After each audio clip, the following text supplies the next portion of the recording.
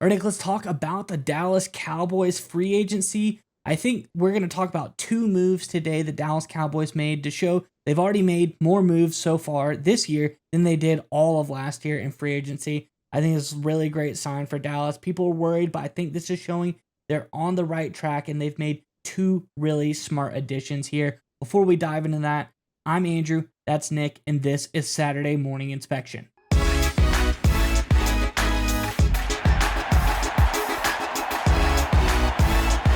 All right, Nick, as I alluded to, Cowboys already made two really solid signings through the free agent period. Nothing crazy flashy. I think two really solid signings for this team, especially on the defensive side of the ball. Let's jump on into it. We can talk more about it on the other side.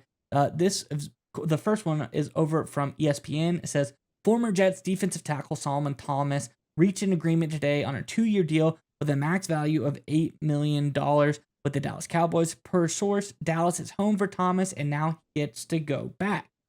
Secondly, from NBC Sports, it says the Cowboys agreeing to terms with defensive end Peyton Turner on a 1-year deal. Ian Rappaport and NFL media reports it's a $3 million deal with $2 million guaranteed. Love both of these signings. I think they're both solid additions to this Dallas defense. Curious what your thoughts are on this one, Nick. But before we get to you, Dallas fans, in the comment section below. I know it might not be the splash moves that you were wanting early on, but they've started to make moves. We're starting to see some changes that, like I said, they've already made more moves this year than they did all of last year. Let us know in the comment section below. What are you thinking about free agency so far? Do you think this calculated approach is the best way? Did you want to see more splash moves?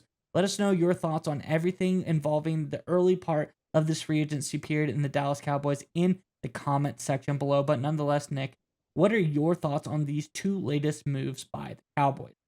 I tell you what, you got Cowboy social media and a lot of fans really upset because they thought, oh, it's going to be it's unchanged. They're going to just spend huge amounts of money.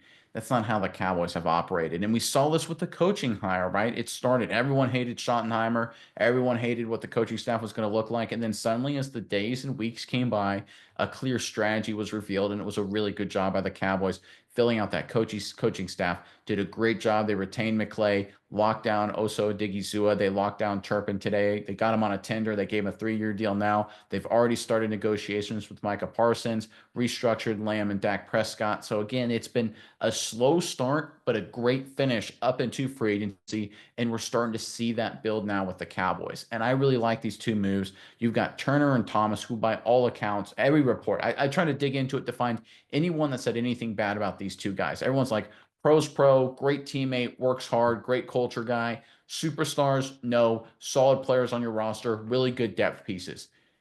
Sometimes it's all you need to hear. People are disappointed that Chauncey Golston left to the New York Giants for 3 years, $6.5 million per year, roughly. So you're looking at a guy in Golston who had a career high in sacks last year, and a lot of people thought he's a breakout star. We've seen this story before with guys who play opposite of Micah Parsons.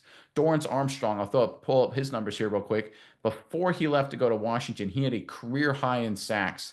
In 2020, I'm sorry, in 2022, he had a career high with 8.5, followed up with 7.5 in 2023. He gets a big deal, goes to Washington, only has 5. Why? Because he doesn't have Micah Parsons on the other side.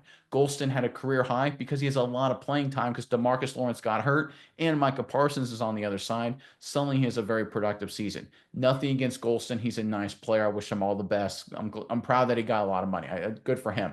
But the reality was he really isn't worth it. He was the beneficiary of playing next to Micah Parsons for a large part of the season. And with Sam Williams, the young edge rusher, returning, Nealon coming back for another year, though Turner in that mix, maybe they bring back DeMarcus Lawrence. I honestly think that probably still will happen, or they get another veteran. You don't need Chauncey Golston. What you need is two solid guys that you can trust as part of your rotation. Maybe Carl Lawson, again, another guy to bring back potentially.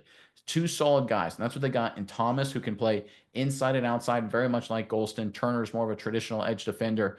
But the reality is two team guys, two solid guys, locker room guys, guys that Eberflus, new DC, can trust to rely and execute the defensive game plan. This is just good, solid X's and O's, good locker room football. And this is what the Cowboys have done this entire offseason. They've done nothing flashy, zero flashy moves since they fired Mike McCarthy.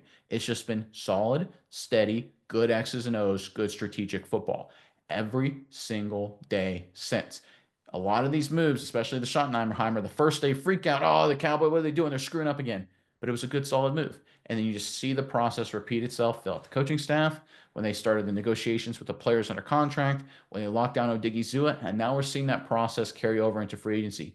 Good, solid, quality X's and O's moves. That's what the Cowboys have been doing, and these two latest signings are a great example of it.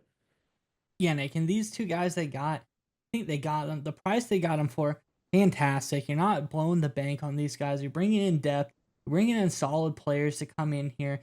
And I think guys like Solomon Thomas, he's a guy he's been able to do some really good things, specifically on that New York Jets defensive line. Be able to come in, provide the depth that they need to have him come in these situational instances, and he's been able to get to the quarterback. He's had about 15 sacks over the last 4 years when he's able to do that. I think it's just really good. Then again, Peyton Turner is a guy. He's been up and down. He's young.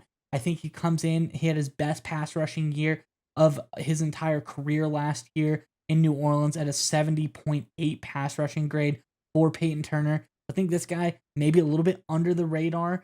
He's got a great frame, 6'6", 270. But I just think overall, these guys that the Cowboys have brought in, they're not, like you said, I think that's what we need to hammer home here. They're not flat. They're not going out and spending 60, 70, however, $100 million a year that you want to spend on whatever name the player, Myles Garrett, whoever you think the Cowboys should bring in to this team. But they're smart.